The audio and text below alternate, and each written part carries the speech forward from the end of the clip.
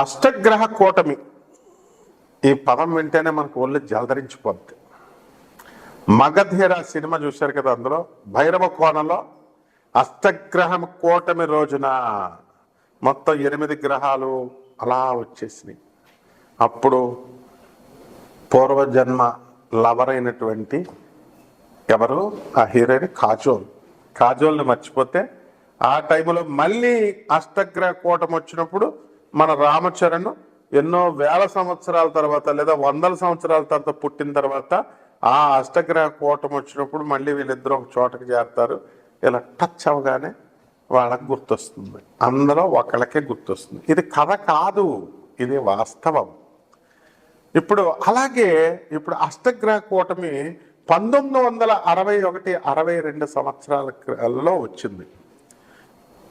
బనగానపల్లి మన పోతులూరు జగద్గురు అయినటువంటి పోతులూరు వీరబ్రహ్మేంద్ర స్వాముల వారు ఆయన అష్టగ్రహ కూటమి వచ్చినప్పుడు గుడిలో గంటలు, వీరబ్రహ్మేంద్ర స్వామి వారి గుడిలో గంటలు వాటిలంతటికి అవే మోగిని.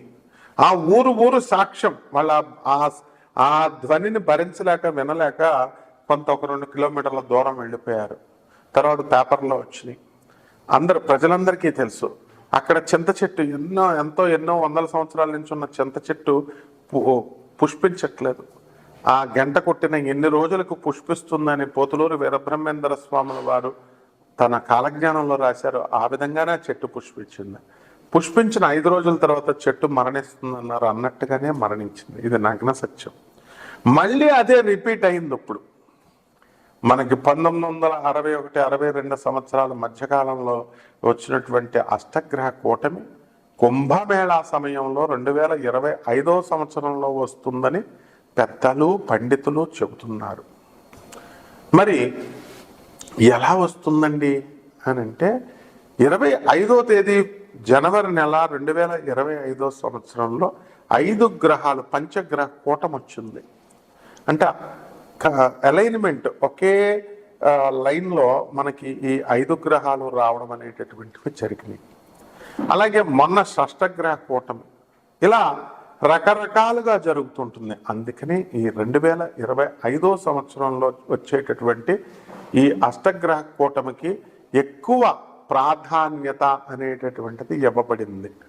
అందువల్లనే మన జ్యోతిష్కులందరూ కూడా మహానుభావులు, యూట్యూబ్లో ఉన్నటువంటి జ్యోతిష్కులు, మరి మన వాళ్ళందరూ కూడా అందులో మన ఛానల్కి వచ్చేటటువంటి వాళ్ళు చెప్పేటటువంటి వాళ్ళంతా కూడా చాలా గొప్ప జ్యోతిష్కులు. మన ఛానల్ ఓనర్లు అయినటువంటి వాళ్ళు వీళ్ళని స్క్రీనింగ్ చేసి భూతద్దాల్లో చూసి చక్కగా మేధావుల్ని, సీనియారిటీ ఉన్నటువంటి వాళ్ళని, జూనియర్లలో కూడా ప్రతిభా పాఠవాలు ఉన్నటువంటి వాళ్ళని, ప్రపంచ ప్రఖ్యాత జ్యోతిష్కుల్ని తీసుకొచ్చి పెట్టారు. అటువంటి వాళ్ళందరూ ఏం చెప్తున్నారు? 144 సంవత్సరాలకు ఒకసారి వస్తుంది ఈ యొక్క గ్రహకూటమి అన్నారు. మిగతా ఛానల్స్ అన్నీ కూడా చెప్పినాయి. కాబట్టి ఇది వాస్తవం. ఇది 144 సంవత్సరాలు ఏ బేసిస్తో అండి అంటే శ్రీ మహావిష్ణువు ఈ యొక్క అమృత కలశాన్ని క్షీరసాగర మథనం చేశారు. అమృత కలశం పుట్టింది. మరి ఆ అమృత కలశాన్ని గరుత్మంతుడికి ఇచ్చి జాగ్రత్తగా భద్రపరచమని శ్రీ మహావిష్ణువు చెబితే అందులో 4 చుక్కలు బయటపడ్డాయి భూమి మీదకి.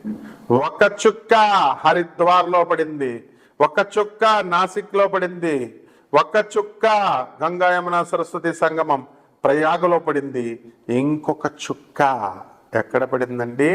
మనకి ఉజ్జయినిలో పడింది. ఇది మనకి పురాణం చెప్తోంది. కాబట్టి విష్ణు పురాణంలో ఉంది ఇది.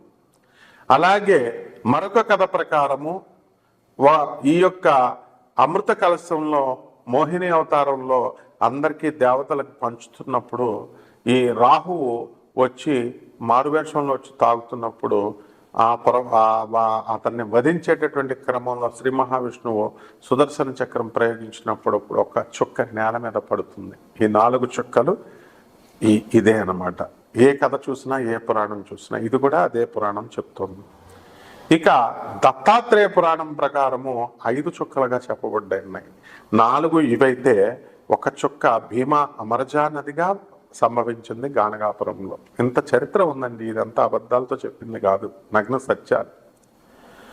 మరి అటువంటి ఈ 144 సంవత్సరాలని మొత్తం యూట్యూబ్లో ఉన్నటువంటి ప్రపంచ ప్రఖ్యాత జ్యోతిష్కులు అందరూ కూడా, వీళ్ళు వాళ్ళు చిన్న పెద్ద అని లేదండి, అందరూ కూడా వీళ్ళేవో మామూలుగా సరదాగా చెప్తున్నారేమో అనుకుంటున్నారు, కాదు. మరి ఏంటి బేసిస్ అంటే వాళ్ళ టచ్ అయిన పాయింట్ పాపం ఒకటి ఉందన్నమాట, అది అష్టగ్రహ కూటమి.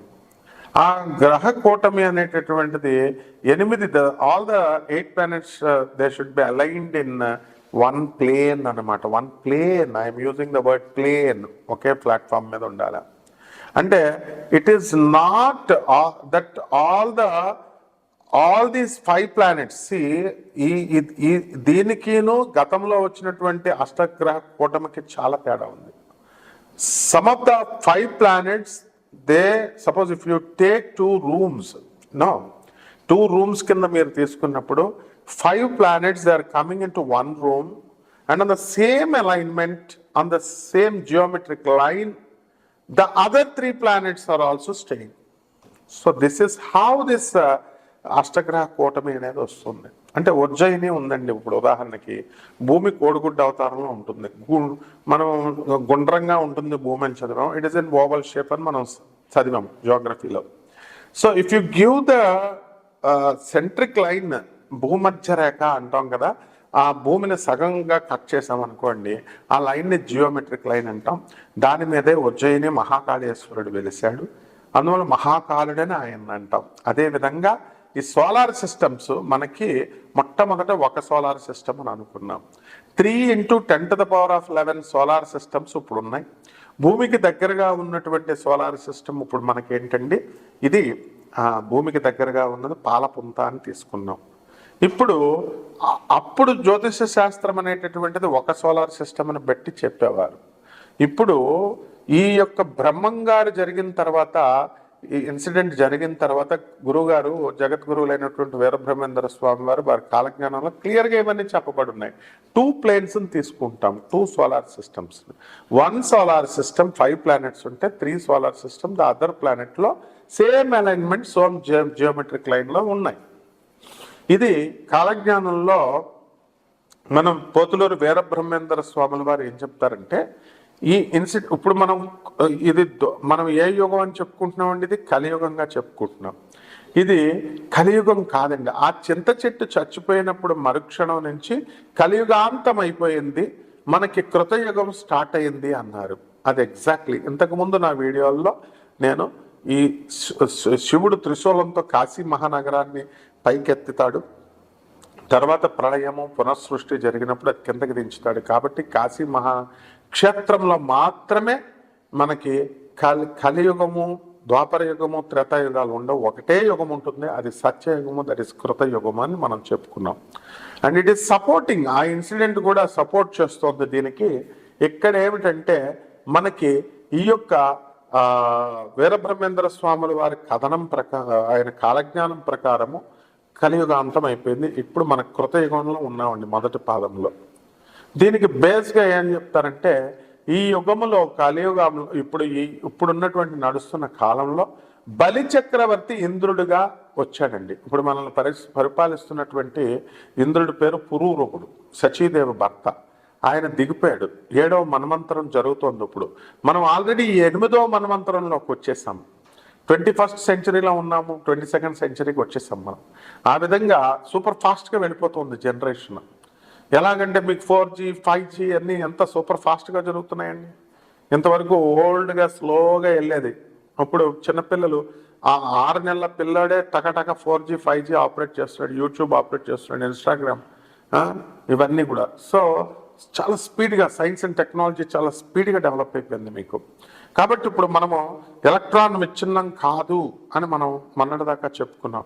ఇప్పుడు స్టాన్ఫర్డ్ యూనివర్సిటీ, మెసచ్యూసెట్స్ యూనివర్సిటీస్, మనం టాప్ 10 యూనివర్సిటీ, బ్రౌన్ యూనివర్సిటీ యూఎస్ఏలో, ఈ యూనివర్సిటీస్ అన్నీ కూడా మనం తీసుకుంటే ఈ ఎలక్ట్రాన్ని కూడా విచ్ఛిన్నం చేయొచ్చు.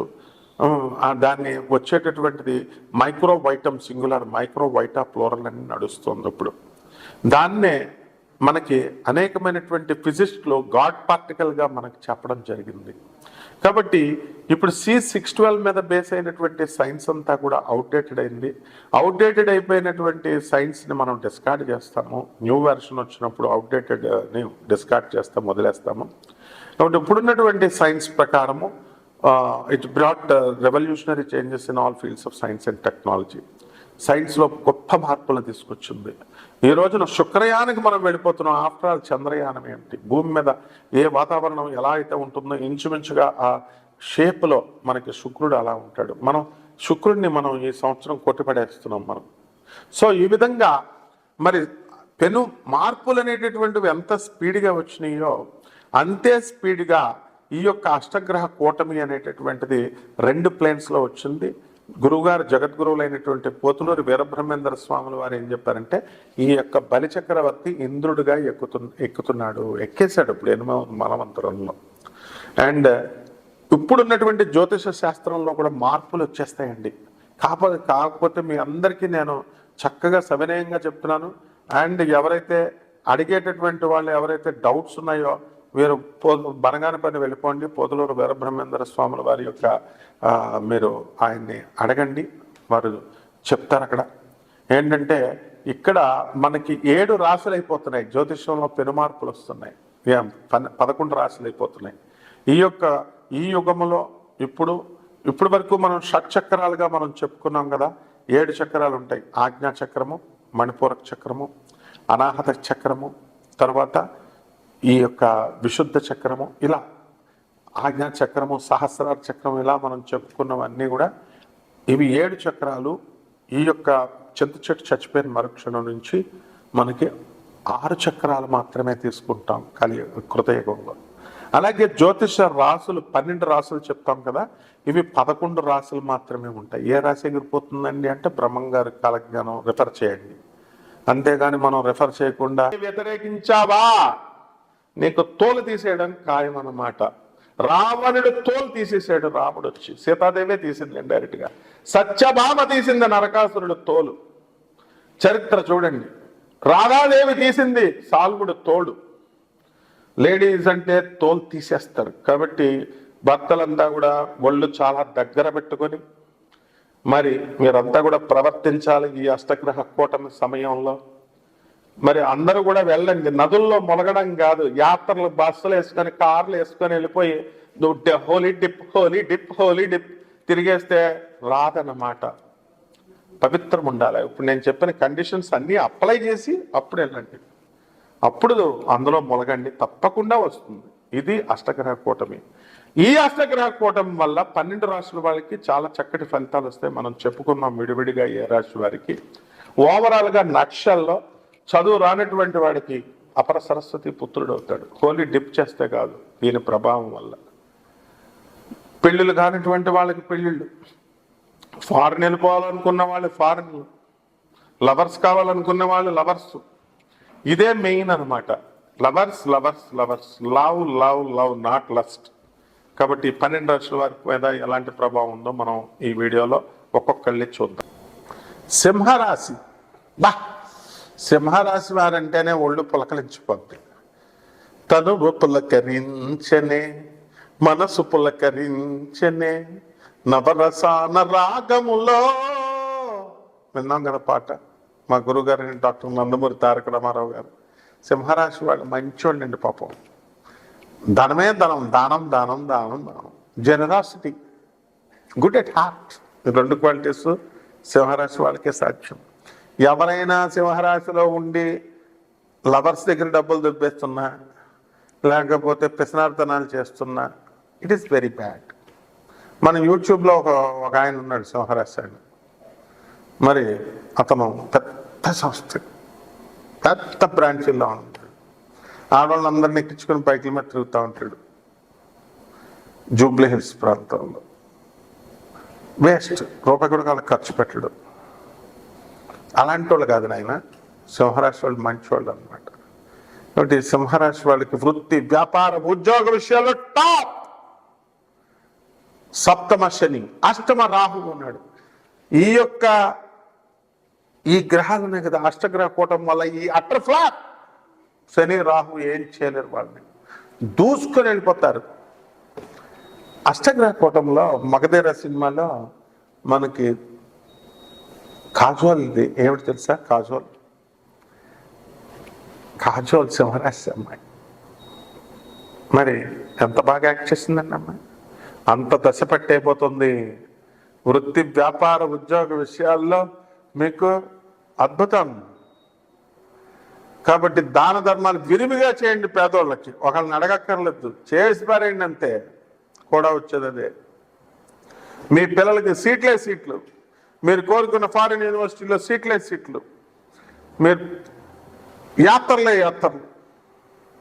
ఈ నెల కూడా యాత్రలు తిరుగుతారు. లాస్ట్ నెల యాత్రలు తిరిగారు. మరి సింహరాశి వాళ్ళందరికీ కూడా చీకు చింత ఉండదు. అష్టమ రాహు. నీ ఫ్రెండ్ మొగుడు వదిలేస్తే నీకెందుకమ్మా బాధ? నీకు ఇంకో ఫ్రెండ్ ఫ్లవర్ లేచిపోతే నీకెందుకమ్మా బాధ? ఈ రకంగా అన్ని పనికిమాలిన బాధలన్నీ కూడా మైండ్లో పెట్టుకుంటారు ఈ సింహరాశి వాళ్ళు. కాబట్టి అవన్నీ వద్దమ్మా. మీరు మంచిగా చదవండి. స్టూడెంట్స్ అంతా కూడా మంచి మార్కులు వస్తాయి.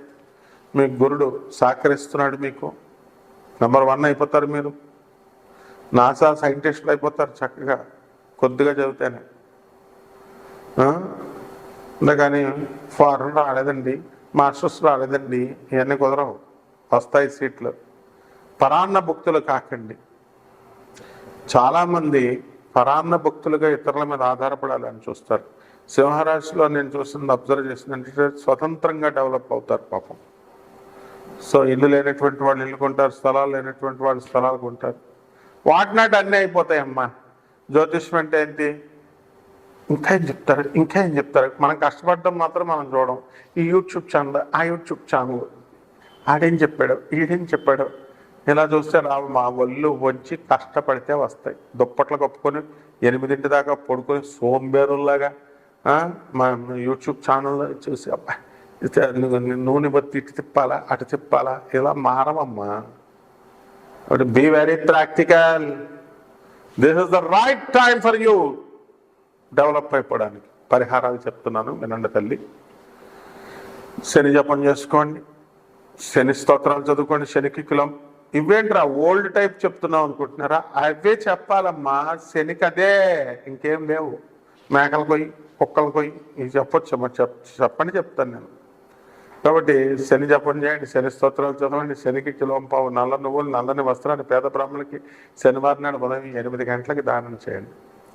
అలాగే దశమహావిద్యల్లో ఒకటైనటువంటి మహాకాళి అమ్మవారి యొక్క హోమాన్ని మీ ఇంట్లో జరిపించుకోండి.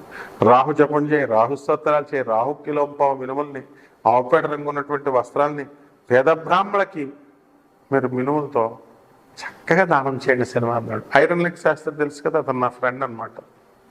ఒక ఊపేసాడు. మందపల్లిలో రోజు పూజలు చేస్తాడు శనివారం నాడు. అప్పుడు సినిమా యాక్టర్గా ఉన్నప్పుడు. మిగతా పాములు పంతులు 1000 రూపాయలు ఇస్తున్నారు అనుకోండి, I'm cinema actor, come on give me అని అడిగితే మనం కూడా సినిమా యాక్టర్ కదా అని అందరూ ఎక్కువ ఇచ్చేవారు. 3000, 5000 అలా. పాపం అతను అవసాన దశలో ఏమైపోయాడండి, మందుకు డబ్బులు లేకపోతే పాపం యూసఫ్ కూడా చెక్ పోస్ట్ దగ్గర, అమీర్పేట దగ్గర ఆగి 10 రూపాయలు ఇవ్వండి అని అడిగే దీనస్థితి పాపం. వాళ్ళ ఫ్రెండ్స్ అందరికీ తెలుసు, ఇది ఓపెన్ సీక్రెట్. మరి ఈ రోజున వాళ్ళ అబ్బాయి చక్కగా మళ్ళీ ప్రయోజకుడే, మా ఫ్రెండ్ ఐరన్ లెగ్ శాస్త్రలాగా అలా కనబడుతున్నాడు. నాకు చాలా సంతోషం వేస్తుంది. ఈ పరిస్థితి అంతా ఎందుకు వచ్చింది తెలుసా? అతను మందపల్లిలో చేసిన, ఇప్పుడున్న మందపల్లి పంతులు ఎవరినైనా తీసుకోండి, వాళ్ళు కూడా చాలా దుర్భర పరిస్థితుల్లో ఉన్నారు. ఎందుకంటే రెమెడీ ఒకటి తప్పు చెప్తున్నారు. మొత్తం శనికి పూజ చేసే వాళ్ళు అందరూ శనికి ఎందుకు డెవలప్ అవ్వట్లేదంటే, శని ఒక అంటరాని వ్యక్తిగా మీరు అంటుకోకూడదు, ముట్టుకోకూడదు. శనికి సాధన అయిపోయిన తర్వాత, అభిషేకం అయిపోయిన తర్వాత కాళ్ళు కడిగేసుకోండి, బట్టలు అక్కడే వదిలేయండి. ఎవడరా మీరు బట్టలు వదిలేయమని చెప్తారు? అలాగే ఈ భీమా అమర్జాన్ నది సంగమంలో స్నానం చేసినప్పుడు బట్టలు వదిలేయండి నదిలో. బేవర్స్ నా కొడుకులు చెప్పేటటువంటి వాళ్ళు ఉంటే ఇలాగే అవుతాయి. అక్కడ బోర్డు పెట్టారు, 500 పెనాల్టీ వేస్తామని గానగాపూరు గుళ్ళో. బట్టలు వదలడం ఏంట్రా? శనీశ్వరుడు అన్న అంటరానివిడా? ఇలాంటివన్నీ చెప్పబట్టి దుర్భర పరిస్థితుల్లోకి వచ్చేసారు. కాబట్టి ఇవన్నీ ప్రాక్టికల్ ఎగ్జాంపుల్స్ ఎందుకు చెప్తున్నానంటే మీరు అర్థం చేసుకొని, శని జగద్గురువు, ఆయన రెస్పెక్ట్ ఇచ్చినప్పుడే ఆయనకి తగిన విధానంలో మీరు చేసుకున్నప్పుడే మీకు ఫలితాలు వస్తాయి. అందుకే మీకు ఫలితాలు రావడం లేదు. సింహరాశి వాళ్ళు అంటే నాకు చాలా ఇష్టం కాబట్టి ఈ సీక్రెట్ మీకు అందుకే చెప్తున్నాను. Thank you.